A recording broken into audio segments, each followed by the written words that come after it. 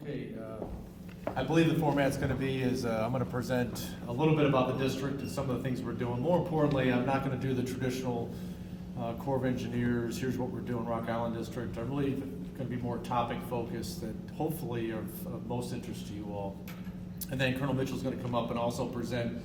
And then the idea is for us to sit down so that we can entertain all the questions and entertain any comments, of course, because those are very valuable to us. I very much enjoyed our engagement last night at the reception, and to have General Weir join us collectively and to spend that amount of time and energy with him. He apologizes that he couldn't be here today, so we really wanted to leverage that opportunity with you all that were present yesterday or last night.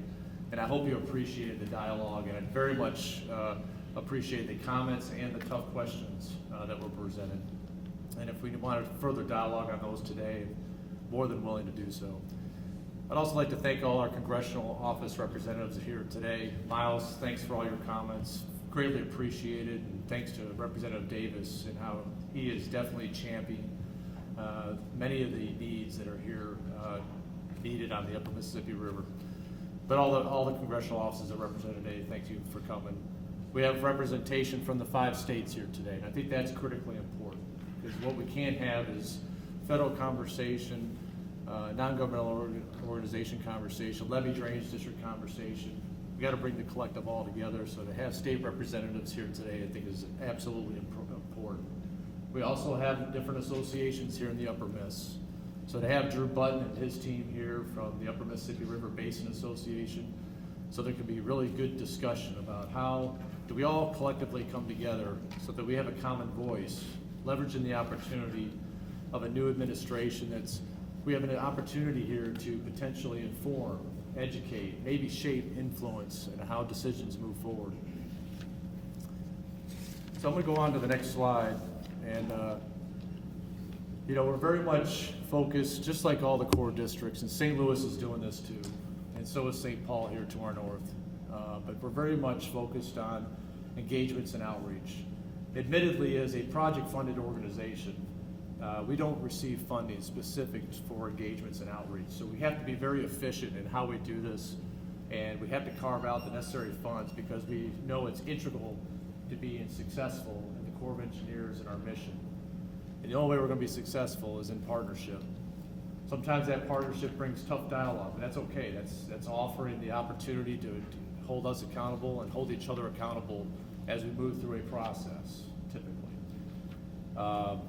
But these engagements and outreaches are extremely important because we can't do it alone. The bottom line is if it's not in partnership, if we're not collaborating, and if we're not doing or having engagements and outreach, there's no way that we can be successful and make sure we are addressing the needs here in the Upper Mississippi River. We've had many engagements. The upper left-hand corner on the slide there represents state partnership meetings that we're leading here in the Rock Island District. Each year we do a state partnership, lead the effort for state partnership meetings for the states of Illinois, Iowa, and Wisconsin.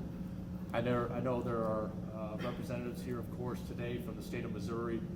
Kansas City District leads state partnership meetings in that endeavor. We see those as very important so that we have a multi-agency approach to address the challenges here in the Upper Miss, and that's critically important to ensure that we have the collaboration, communication, and coordination necessary to advance. But that's just one of many venues, but just want to make you aware that occurs. The upper right-hand corner is just an example of our flood area engineers that we employ on the field, and to ensure that we're picking the right folks to build habitual relationships, not only with the levee drainage districts, but the local communities. This is a picture in the upper right. I know it's very small and hard for you to see. Kurt Sunderman, as you recall, we had our most recent flood fight was on the Cedar River. Cedar Rapids saw its second highest flows on record. And this is him on the ground working with the levee drainage district, the city of Cedar Rapids, which was a very successful flood fight. It's unfortunate they have to flood fight, to be honest with you, but it was a very successful flood fight on their behalf.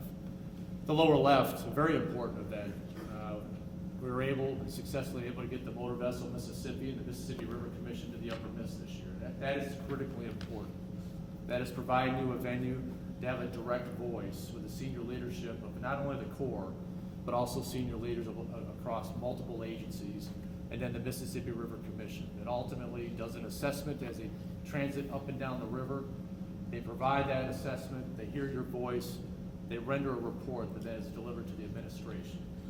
Cannot express enough the importance of those venues. And then more importantly is the traction of your voice and how do we move forward. I wanted to highlight a few others. So there's a couple key things in addition to just the low water trip and your engagement with the Mississippi River Commission through testimony.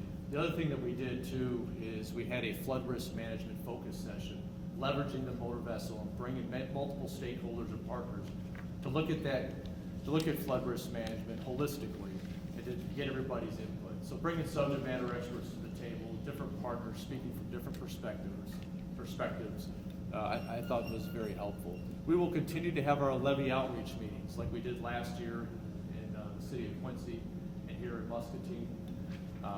This coming year we'll do the same thing. We'll talk about this and where and when here in a subsequent slide. I find that very valuable so we can have a direct interaction with levee drainage districts, and we're also inviting the states and FEMAs to this event so that we can have that collective conversation focused on flood risk management. I very much appreciate UMEMRA that championed a levee summit not too many months ago. I believe it was in August, if I recall, and to start the dialogue. And General Weir mentioned this last night. We very much appreciated hearing the voice, hearing the concerns, what are the challenges, defining the challenge, so we could take that all. I really saw that as a valuable event and a stepping stone, really a foundation by which we can move forward. And I know there's going to be a meeting later this afternoon. I'm looking forward to that. And we'll dialogue and advance that dialogue, and that's going to be critically important.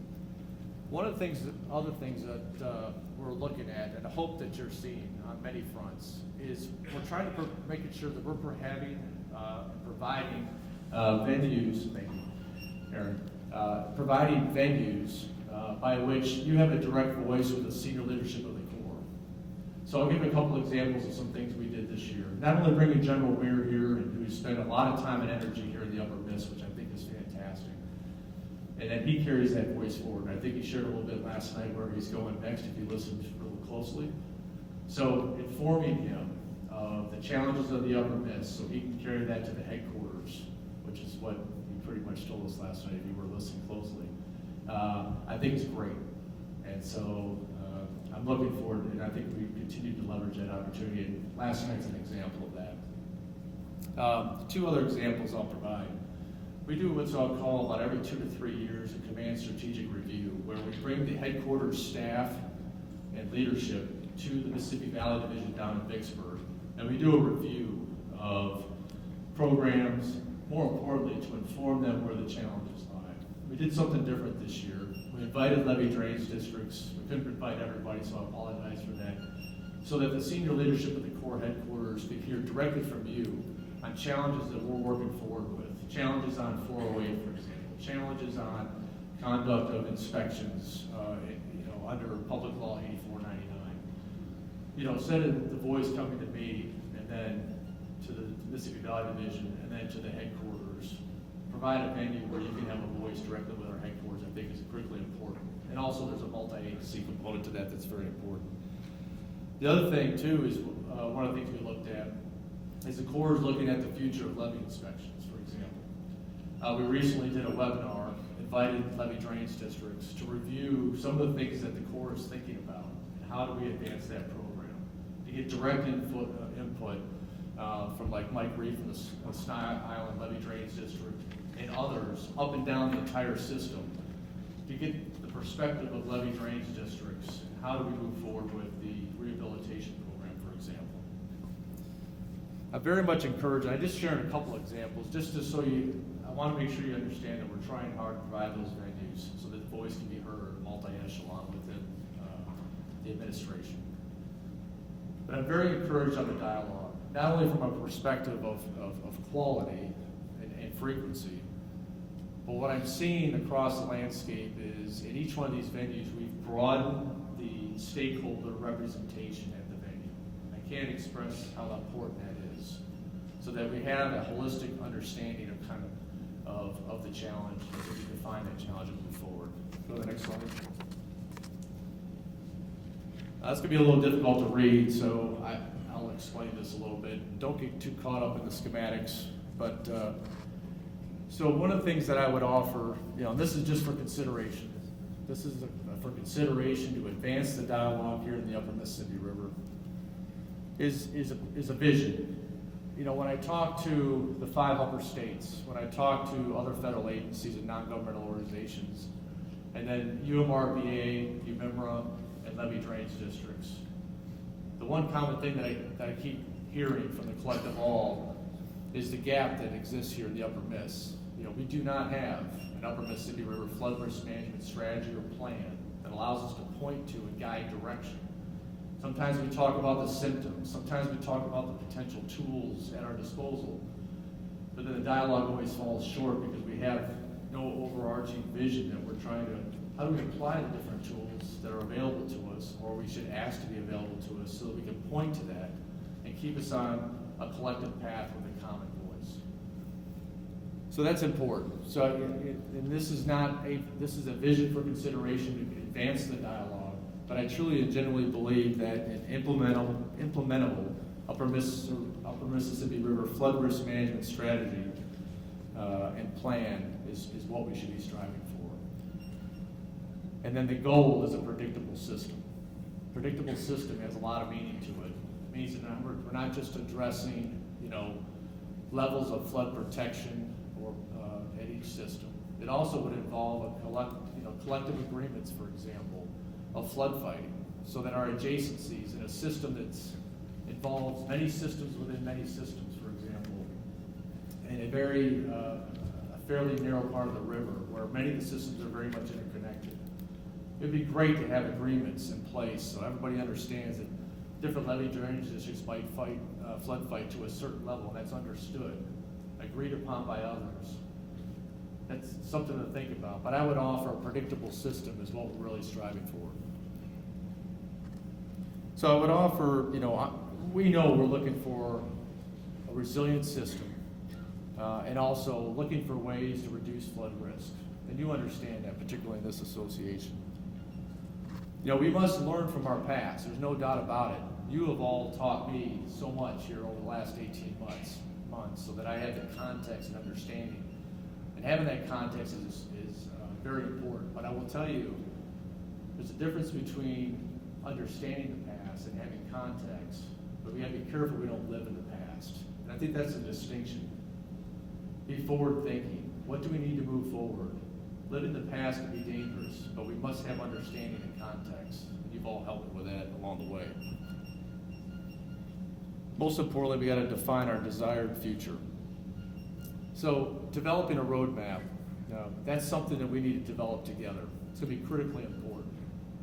In my humble opinion, in dialogue with many of you, there are some key components to how we move forward, ensuring that we have a roadmap towards having an Upper Mississippi River flood risk management strategy or plan that we can point to and then guide our efforts towards.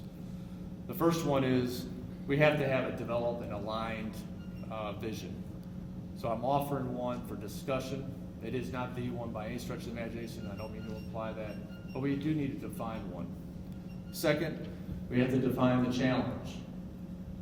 So defining the challenge is understanding what our existing conditions are. Defining the challenge is being able to do a hydraulic model, which I do genuinely believe, which is the center circle there, I do genuinely believe is an important component to have a collaborative tool to bring everyone to the table so that we can have an informed discussion about how we want to move forward. Wouldn't it be nice that we could do what-if drills across the Upper Miss in the different levee systems? Levee systems X, Y, and Z, raising to certain protection levels at certain points of time, an agreement on who's assuming risk and when, because we come together and we have a model that does the what-if drills that informs, where can we compromise, for example. We got to have a common voice. That's important. And because quite frankly, if we don't have a common voice, I'll be frank, congressional members and others will say, we're not ready for prime time yet. That's really what it is. Are we going to naturally going to allocate resources to a problem set if I'm getting different voices, not necessarily opposing voices, but different voices across the upper miss. That's something we need to work hard on. And again, this afternoon I think is another venue to land that groundwork. There will need to be an established oversight body here in the upper miss to ensure we're moving forward with the agreed upon vision, to ensure we're moving forward and bringing the right folks to the table. So it's a collaborative event as we move forward together. I firmly believe, and I've discussed this with Drew Button in some of the states, or actually all the states, I believe that the foundation of that oversight committee, just the foundation, I didn't say all, but the foundation of that oversight committee has to be state-based. So something we can talk about. The next step is obviously build a coalition. So you have a common voice, you have an oversight body, foundation, which I believe involves the 5 states of the upper miss. But then most importantly, we have to have the building coalition of stakeholders that takes that voice forward. And then how are we going to deliver on that vision? And that's where a lot of the dialogue has been over the last couple months, is what is our tool in our kit bag that can deliver the vision, the objectives, the goals, who will implement and how and when. I would offer, there's different venues, we need a watershed plan. It needs to be holistic. It needs to be a collaborative, iterative process to move forward. There's discussions of a watershed study, for example, that could have a very heavy flood risk management component, maybe a couple other things. Robert Stout always reminds me, a watershed study, if you try to tackle everything, you're probably not going to accomplish much. So scoping of a watershed study, for example, would be very critically important, and how we do that so that we stay focused on what we're trying to do. And then lastly, if we deliver a flood risk management strategy for the upper Mississippi River, then of course, then we have something to come to the table with, to talk to congressional members with, to talk to the administration of potential policy agreements and other adjustments to regulations to help implement that. But right now, we don't have the tool in our hand to bring forward to have that dialogue with a common voice. So something to consider. Next slide. So of interest is, I'll give a quick status of the hydraulic model that we're moving out on, because we recognize the importance of this, and it's not because the Corps recognizes it, it's also a voice that we keep getting feedback on, is we must have this. So I'll give you a quick update. So right now we have funding for the first of 4 segments. The first segment is from Lock and Dam 19 Peukert down to Thebes, Illinois. We're working on that right now. Matter of fact, the status of that is we're at a 50% completion in terms of a working model of the first segment. I will stress we don't have funding for the second, third, or fourth segment. That's something we're in ongoing dialogue with our administration up our vertical chain above the district level to make sure we're stressing the importance of that model, what that can deliver. The model is an iterative process, but it's also a collaborative process. And so we have many venues that we come together as a multi-agency, not just the Corps, to develop the model as we move forward.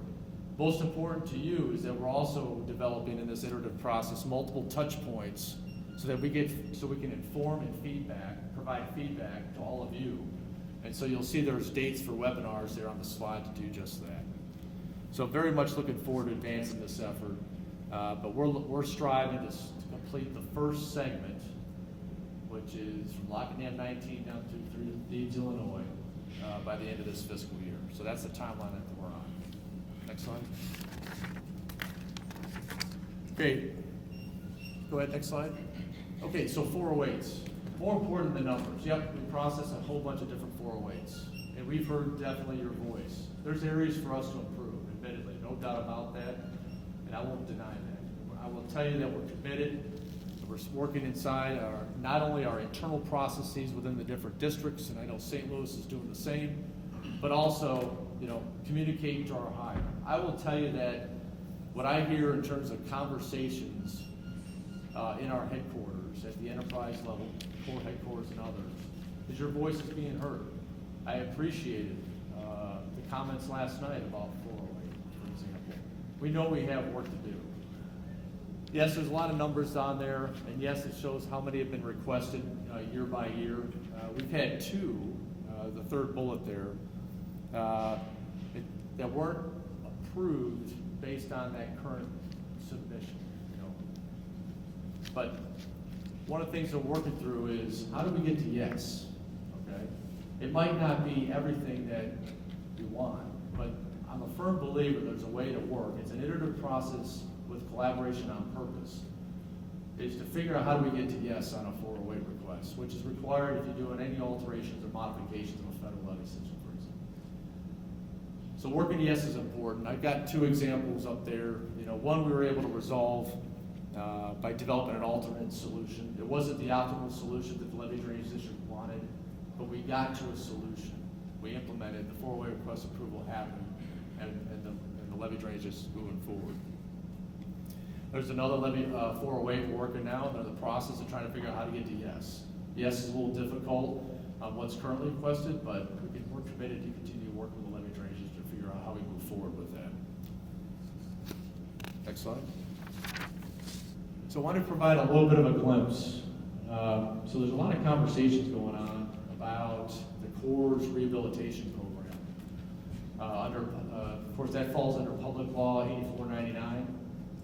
And that, of course, is, you know, how do we rehabilitate a levee that is damaged by floods? There's different criteria to determine whether it qualifies for funds to repair that levee. I think a couple, you know, off the top of my head, for example, benefit cost ratio is a factor. Are the costs higher than $15,000 a factor, amongst others? So, but we're looking at how that program is implemented. As you know, right now, inspections are all about going into the levee system. All right, we conduct an inspection on a very defined space. Okay, and everybody's familiar with the checklist. And we have the 18 points. And if you get an unacceptable rating in any of those 18, that causes some challenges. So one of the conversations going on right now, because we're hearing from you all, is okay. So how do we shape this program for the future? How do we take a broader context rather than an inspection of a defined space only? So if we go to the next slide. Couple of things for consideration. So kind of approach this from a what if scenario, just to give you some insights of the conversation and how the conversation is ensued. You know, so what if we started looking at broader actions? That doesn't necessarily mean more actions, but I would argue maybe more valuable actions. For example, what if the eligibility criteria to be active in the PL 8499 program or the rehabilitation program was more focused on, hey, does the levee drainage district have a good, viable, and valid operations, maintenance, and internal inspection program? They demonstrate that. What if we can look at level of emergency preparedness? What if particularly for municipalities and towns that are protected by the flood wall, what if there's emergency evacuation plans in place? That's a whole different world of context and eligibility in the rehabilitation program than what we're currently doing. So these are some of the conversations that are happening. Matter of fact, one of the webinars that I mentioned at the beginning of my presentation here was having a webinar and seeking input from levee drainage district. This was proposed, these type of ideas, to get feedback for levee drainage districts that came into the webinar from up and down the river. So I share that with you. It's not codified yet by any stretch of imagination, but this is where the conversation is. And so I share that with you because we're hearing your voice. We're providing webinars and other things so we can get your input. And this is the type of dialogue and discussion that's occurring in the Corps headquarters. Okay, next slide. Okay, I'm going to switch gears real quick. Next slide real quick.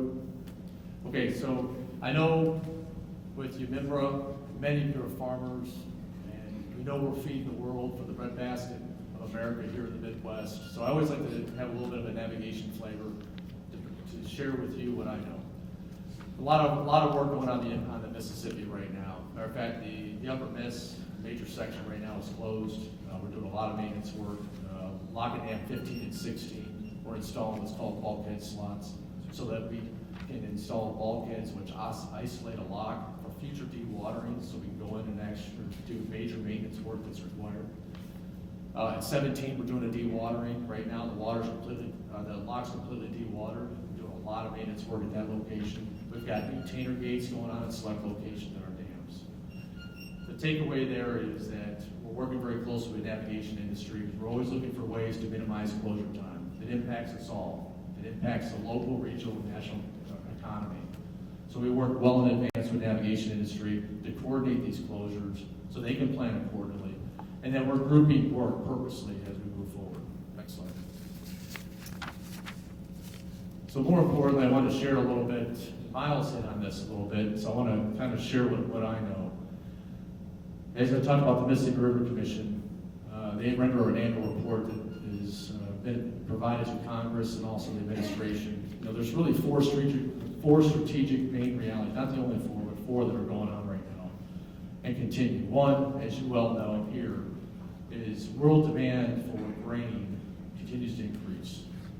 And so the demand signal on our inland waterway infrastructure continues to increase.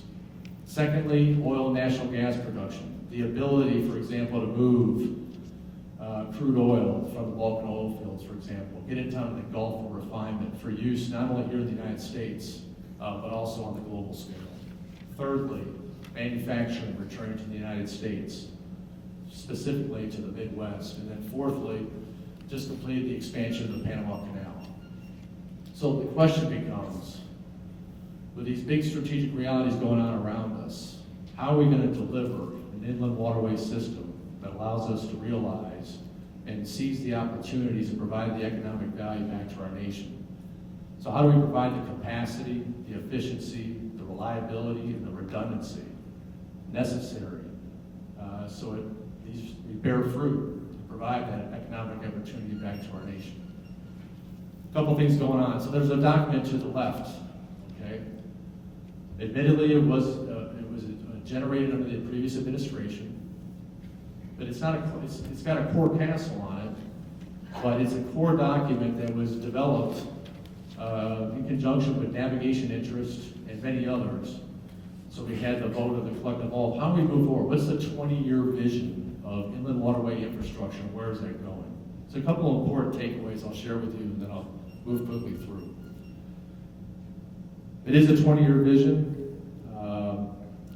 One, we have an Inland Waterway Trust Fund, and Mike, thanks for your question on that, but Inland Waterway Trust Fund, is continuing to increase. That's caused by a few things. Olmsted on the Ohio River is relatively near completion.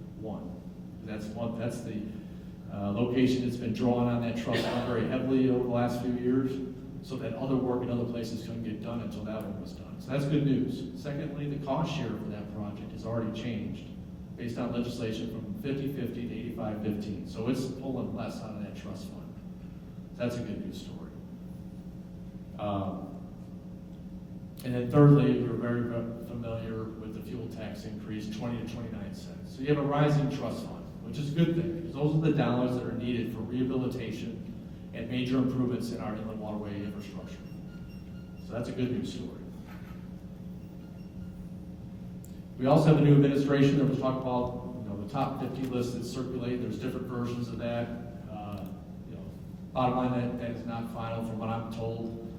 Those are initials, cuts on what they're thinking. I'm encouraged because I am seeing our NEST projects, the Navigation Ecosystem Sustainability Program, or NEST projects in there. That is our locks 20 through 25 on the lower miss, or the upper miss, the lower half of the upper miss. And it's also pure inland range, so that's good news. Number 37, number 38 was a list that Miles referenced that. We'll see where that plays out. There's going to be an ongoing dialogue. I'm sure there's folks out there that wanted something else on the list, so we'll see how that continues to develop. But I'm encouraged that NESP and major rehabilitations are part of the conversation. That's good. Now, one of the areas we need some work, if you stay tuned with the administration, the first thing that's always talked about is what? Highways, bridges, railways, right? And I'm always waiting for And so inland waterway infrastructure, we have some work to do. The collective all, because I want that to naturally be part of the conversation. These lists that are out there is encouraging. A couple more quick takeaways on the document, the 20-year vision. First, you're going to see that in that document there's a shift from the Ohio to the Upper Miss. Major rehabilitations are mentioned in there, a whole section on it. There's 8 locations that are mentioned in that document to move forward with our capital investments over the next 20 years. 6 of the 8 are in the Upper Miss. For major improvements, meaning added features, 1,200-foot locks, for example, added features to the existing site, NESC locks in that document as part of the dialogue. It's only a list about 10 to 15, and most of the NESC blocks are in that document. So you have a new administration, a growing Inland Waterway Trust Fund, and you've got a strategic document that provides a vision way ahead that's mentioning the Upper Miss. I think is very encouraging. So I truly and genuinely believe it's not if, it's when. And if there is additional appropriations provided to the Corps to execute, all we're doing is moving that timeline up, making it sooner. The thing that keeps me up at night, hearing all the conversation, administration, is capacity. Federal capacity, state capacity. If there was additional funds provided to execute, are we ready? So it's something we're looking very closely at as a Corps. Okay, so quick hit, next slide. I want to make sure I provide to you, as always, each year we provide our flood risk management outreach meetings. This year they're going to occur, since last year was on the main stem, this year we're going to change it up a little bit, and we're going to, on the 24th of March, have our outreach meeting in Peoria, and then on the 29th of March in Iowa City, Iowa. Please come join us. For those that were with us last year, it'll be a somewhat similar environment. There will be opportunities to meet with me personally upon request. I will be there, and we'll do off-site meetings if you want to meet with me and Dennis Hamilton and others one-on-one. We're also going to do the round robin similar to last year, so we have our subject matter expertise, regulatory, 408, if you want to ask individual questions, address challenges, provide us feedback. We're going to have the round robins and ability to have that one-on-one interaction. And then on top of that, we're going to have a plenary session, similar to last year, but we're changing it up. It's going to be an interactive plenary session to get everybody engaged on flood risk management, so we're looking forward to that. Next slide. Okay, what I ask is that we stay connected. And we're trying very hard to find innovative ways to do that. Of course, face-to-face is always best, but we have to have alternate ways to communicate. The one that I'll highlight above and beyond the traditionals, and I advertised this last year and I'll do it again this year, is we do have a district app. And so you can go to Play Store real quick, do a Rock Island District app, and it'll come right up and download it. No, we don't get anything for doing that, so don't worry about that. The main thing is, probably most important to use, we have a river levels. And what's neat is you don't have to go to the website and all that stuff. I just hit the app, you have river levels. I look at it like 5 times a week, by the way. You can look at all the gauges, not only where we've been and what the current readings are, but also incorporates the forecast. So a very valuable tool, I hope, to each and every one of you, but the idea is to provide information the best we can to the palm of your hand. I'll stop there, hand things over to Anthony. I look forward to your questions and comments. Thank you very much.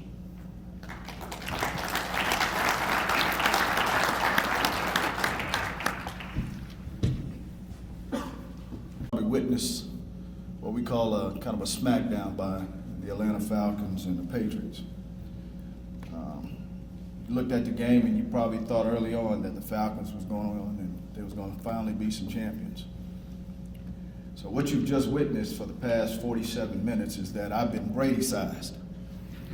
Because what has just occurred is that the ball was in Colonel Baumgartner's hand.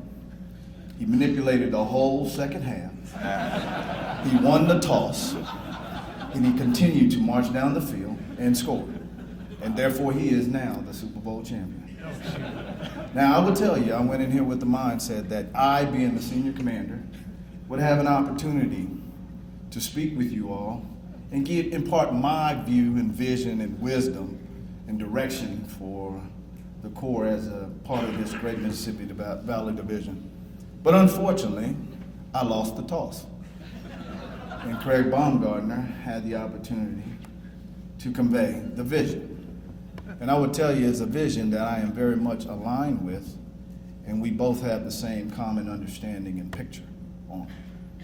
So I echo everything that he had just shared with you in the context that I do believe that unless we are focused in our thought, which is something that it's different in comparison to the previous years that I've seen where we have had a UMEMRA conference and then a UMRBA conference separately. This is different to see them both occurring the same week and essentially almost in the same place. So when he talks about common understanding and common operating picture and getting a unity of voice, this is it. This is the start of that. And what I would convey to you is that we need to continue to build upon that. Now that unifying voice is a little different.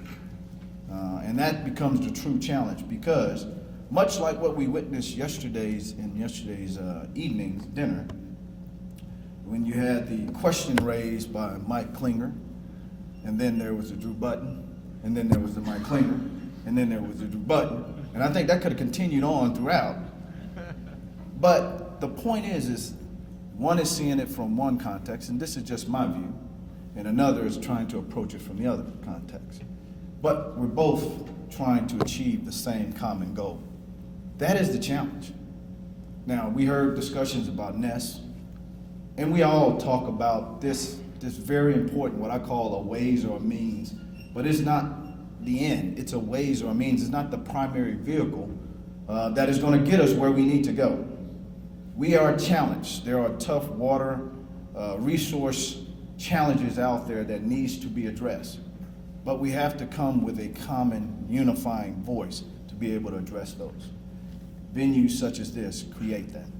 Much of that is where I've come to find is that when we come here, there is this approach of what does the core have to offer?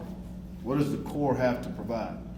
And I briefly had a discussion with Mike, and he said, when you review back to the old days, the core was viewed as this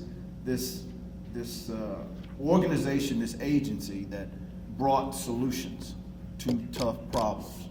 They brought forth the knowledge, the expertise, the innovation, the technological aspects that allowed us to solve the problem and develop the long-term solutions.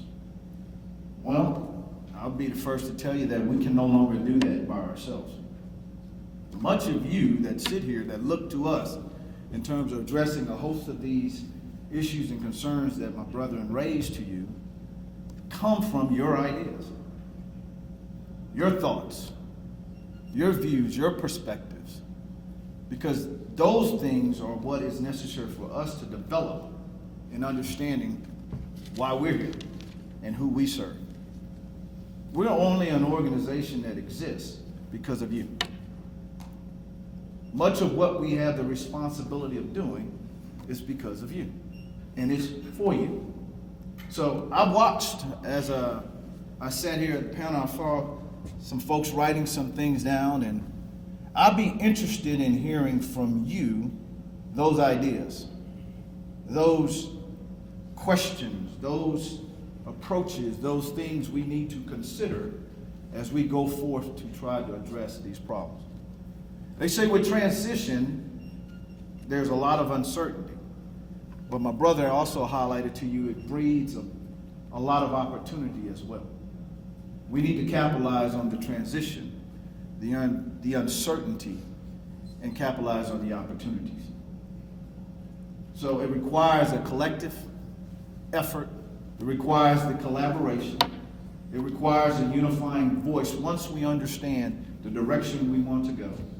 It requires investment, and that investment can come from private sector investments. It can come from P3s, alternative finance. It can come from whatever means, but it will require that in order for us to get the results that you deserve, the results that you seek. So I'm not going to go too much on these slides that I have up here, and we can roll through the next one, just so I can feel good about advancing my slide. Navigation, still important.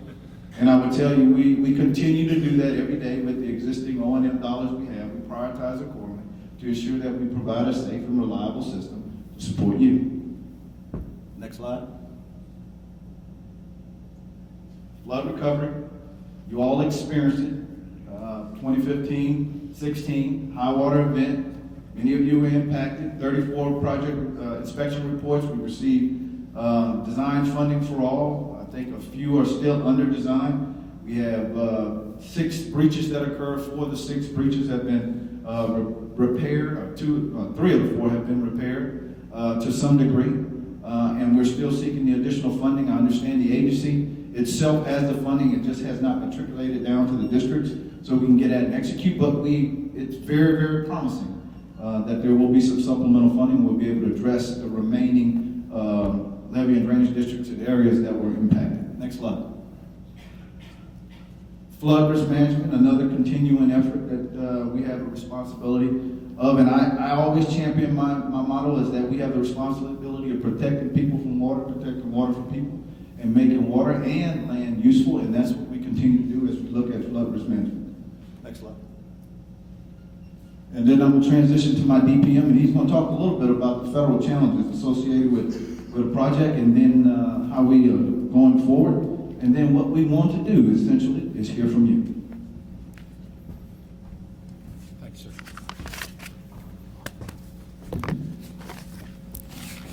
These guys are tough to follow.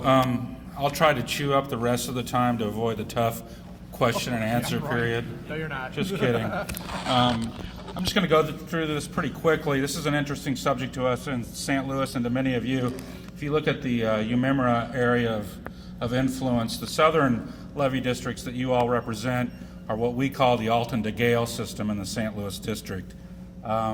Very interesting system, was authorized during the Depression, 36 and 38. It was 100% federally built. I will say it was built, some of the alignments were over existing levees of local and levee districts at that point, so that's a little bit deceiving, but all the new construction for Alton to Gale back in the 50s and 60s was done at 100% federal.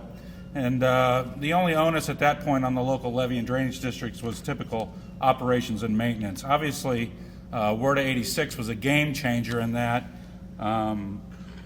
rehabilitation and replacement fell onto the local and levee districts. That's an interesting and important thing for many of our stakeholders. I was visiting with our folks from Boy Brule last night. For the urban districts, St. Louis, Cape Girardeau, Metro East St. Louis, Wood River, and the East St. Louis system, those were robust enough systems with a large enough tax base to do the R&R, to do the rehabilitation or ongoing rehabilitation and replacement. The local levee and drainage districts that were primarily agriculture simply had not set up the financial framework to do such replacement when the system was built. Next slide, please, Scott. So, as I said, this was a big investment. If we inflate to today's dollars what the Alton to Gale system costs, it's $1.7 billion. That's a big project in today's standards, and it was certainly then. And from the St. Louis district perspective, it was the last project that we really delivered coming out of the Depression, coming out of the New Deal, basically. And so I would say that's the last infrastructure renaissance we had as a nation. And as both colonels spoke about, maybe we're on the cusp of the next nation's infrastructure renaissance. We'll see, but again, transition is the time to strike. I put out there today our sales brochure, basically from 1964. I think there's about 50 copies out there of the Alton to Gale system that the Army Engineer District in St. Louis put together. Interesting read, and like Colonel Baumgartner said, we don't want to live in the history, but we certainly need to understand it as we move forward and prepare ourselves for the future. One of the great quotes in here, this was, I will mention that Alton to Gale was state-of-the-art at the time. It was the first big levee system in the world built with a lot of seepage relief wells. And one of my favorite quotes in this brochure is, "Seepage relief wells, useless gadgets or solid insurance." So that's a conversation we can still have today, right? With the obvious maintenance costs involved with relief wells. A lot of protection in this area, and I will say this area has been tested. Next slide, please, and we'll talk about it. In the last 10 years, the Alton to Gale system, so we're not even talking the flood of 93 here, we're just talking the last decade, we've seen 6 major floods on this system. Winter 15-16 flood, New Year's Day, we had record heights all along the Merrimack River, which is a significant tributary to the Middle Miss, and at Chester, Illinois, Cape Girardeau, Missouri, some of you may know that as the Paris of the Midwest, and then Thebes Gap, all saw record heights on the gauge on New Year's Day in 2016. So the system was really tested and performed really magnificently. And that credit goes to the local levee and drainage districts, did just a phenomenal job. I remember being out on Boy Brule on New Year's Day when I would have rather been sleeping in, but the whole community was out there involved in that flood fight, and that's really what it took, was that partnership. Again, one of the key issues here, and especially with the more agriculture-based levee districts, is when we built this system, they were not financially set up for long-term rehabilitation and replacement. So what are the consequences of that? Well, with the levee inspection program as it is now within USACE, it has put a lot of these smaller agricultural districts in the Alton to Gale system in a real pickle as far as maintaining eligibility in the RIP program, PL 8499. Next slide, please. So how do we get there? It is certainly not the intent of the St. Louis district to arbitrarily kick people out of 8499. We know it's a valuable program to the locals and to the nation. If you look at the productivity of the acreage in that system, it's some of the highest in the country. Obviously, that is not only important to the nation's economy, but our national security as well, as we look at water, energy, food, kind of triangle of importance. So how are we going to get to a sustainable system for these smaller agricultural districts in the Alton to Gale system? And you know, we've really looked at this hard in the St. Louis district, and we think it's what we're calling the SWIFT bridge, so the system-wide improvement framework. So many of you are familiar with this at the tactical level, and you've dealt with it. But part of the SWIFT is part of developing your plan under a SWIFT includes looking at your financial conditions and the long-term sustainability to get to an affordable way to stay eligible under PL 8499 without a lot of capital improvement. And I think that's where we're at in the Alton to Gale system, and this is moving right now. I don't think there's really a hard and fast rule on how we're going to get there, but I think it's this dialogue and partnership that's probably going to lead to the ideas to get there. So how do we deal with long-term O&M for smaller, less financially capable districts, and at the same time have some measure of modernization to meet today's standards of levee safety? So that's tough, and I think that's the conversation we are currently having with many of these levee districts. If you look at the big heavy urban districts, St. Louis Floodwall, East St. Louis, they're doing their R&R. They're doing the major rehabilitation and rehab, but they represent 300,000 of the 350,000 people that live behind these systems. So they do have the financial capability. So I'll leave it there in that we're not going to do this in a vacuum in the St. Louis district or the Rock Island district or USACE as a whole. We need your ideas on how do we help these districts in that area. I hope their sphere of influence in UMIMRA grows. I know there is some representation here at UMIMRA with the Alton to Gale levee districts, but I think it's important to probably engage all of them in this, including the big heavy urban districts like Metropolitan East Sanitation District and Metropolitan Sanitation District in St. Louis. I think they can add a lot of clout to the membership here, and I think they could help you with your voice on the Hill, as we heard earlier from Miles. And we're really excited to hear about what you can bring to the table to kind of bridge this big issue of reinvestment in this significant investment that the federal government made in the 50s and 60s. Thank you.